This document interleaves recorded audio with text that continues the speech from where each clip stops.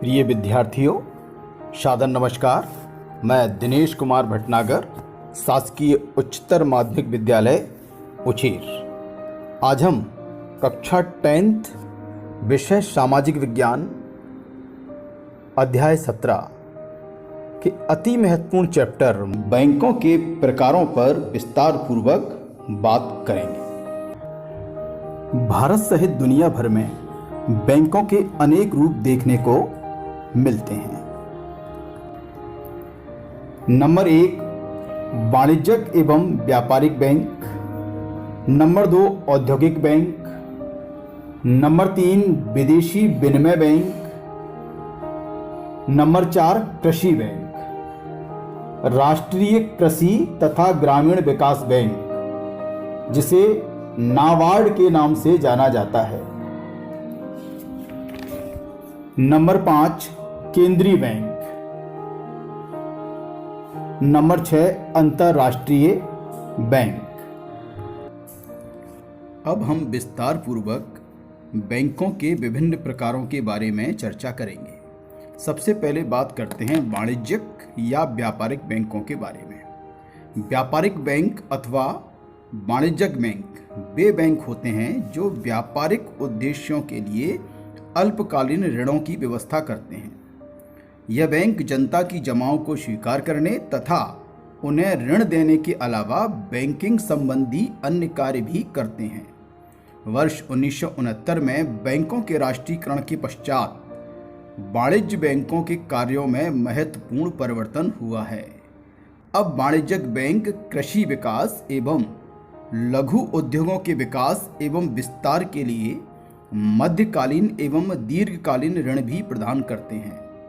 वर्तमान में सार्वजनिक बैंकों के साथ साथ अनेक निजी बैंक भी कार्यरत हैं। नंबर 2 औद्योगिक बैंक। उद्योगों के लिए मध्यकालीन एवं दीर्घकालीन ऋणों की व्यवस्था करने वाली संस्थाएं औद्योगिक बैंक कहलाती हैं। ये बैंक उद्योगों को अपने पास से ऋण देने के अलावा अन्य स्रोतों से पूंजी प्राप्त करने में सहयोग प्रदान करते हैं। भारत में औद्योगिक विकास बैंक, औद्योगिक साख एवं निवेश बैंक, औद्योगिक साख एवं निवेश निगम, औद्योगिक वित्त निगम जैसी संस्थाओं की स्थापना उद्योगों की वित्त व्यवस्था करने के लिए की गई है। नंबर 3 विदेशी विनिमय बैंक। विदेशी मुद्राओं का लेन देन तथा विदेशी व्यापार के लिए वित्त की व्यवस्था करने वाली संस्थाओं को विदेशी विनिमय बैंक कहा जाता है। ये बैंक अपनी शाखाएं विदेशों में स्थापित करती हैं, जिससे विदेशी मुद्राओं के लेन देन का कार्य सरल हो जाता है। नंबर 4 कृषि बैंक। कृषि व्यवस्था व्यापार तथा उद्योग धंधों से भिन्न होती है, अतः इसकी ऋण संबंधी आवश्यकताएं व्यापार तथा उद्योग धंधों की ऋण संबंधी आवश्यकताओं से भिन्न होती है। यही कारण है कि किसानों की आवश्यकताओं को पूरा करने के लिए कृषि बैंकों की स्थापना की गई है। कृषि वित्त की आवश्यकताओं की पूर्ति निम्नलिखित कृषि बैंकों द्वारा की जा रही है। नंबर 1 कृषि सहकारी बैंक, नंबर 2 भूमि विकास बैंक, नंबर 3 क्षेत्रीय ग्रामीण बैंक, नंबर 4 राष्ट्रीय कृषि तथा ग्रामीण विकास बैंक।